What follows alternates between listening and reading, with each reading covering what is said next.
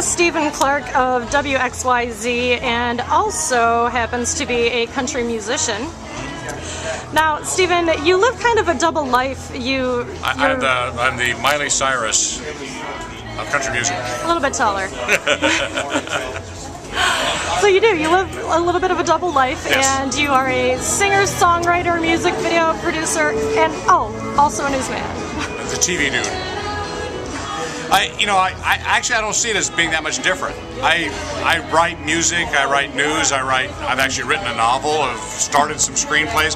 I think writing is writing, and I think the medium you choose to use, whether it be television news or songs, really the purpose is the same, is to tell a compelling story in a compelling way.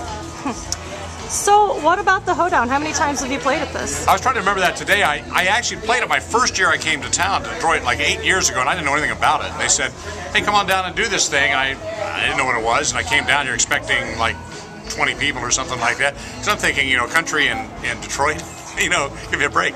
And I came down here, it's these massive crowds, and I couldn't believe it. So I think this may be my fifth time. Now, I've actually heard from many people that they really didn't know that country was so big in the Detroit scene. How, what do you have to say about that? Like, who knew? Well, I agree. I mean, that's my thought too when I came here. I'm thinking Detroit, country music. I'll do a little sociology leap on this one right here. I think it's probably popular because so many people in the auto industry came up from the South at some point in their, it may have been 50, 60 years ago, but it's in their family blood, and so they grew up listening to country music and their kids grew up listening to them listening to it. So I have a feeling there's a residual edge of country music here from that migration from South to North during those great auto years. Now, is there a certain act that you're looking forward to this weekend? I'm looking forward to all of them. I want to see James Otto. I love what James Otto does. Now I've got a conflict though, because James is on the big stage up here at exactly the same moment I'm on the river stage down there.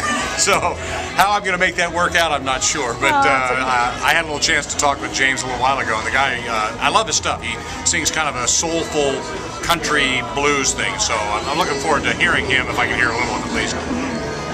So what would you like to, if you had a message for the rest of the world about Detroit, what would that be? Well, I'll plug one of my songs. It's called We Build the Trucks. You can find it on YouTube. I'll play it today. I played it last year. The idea behind, I'll tell you a really quick story. I wrote the song after interviewing Alan Mullally, and I did this at the height of the car depression. This was when GM was about to go bankrupt, when Chrysler was about to go bankrupt. Everybody thought Ford was in the dump. I mean, it was just this horrible time. I interviewed Alan Mullally, and the guy was so optimistic about the auto industry. And I couldn't believe how optimistic he could possibly be. So I went home and thought about it, and I wrote a song called We Build the Trucks. And the idea is, Detroit is tough, like the trucks we build. It's really the upshoot of the thing. So I want people in the world to know that about Detroit, is that, yeah, it's been tough times, but the people here really are. I've lived all over the country, and I've never met a more resilient bunch of people than the people who call Detroit home.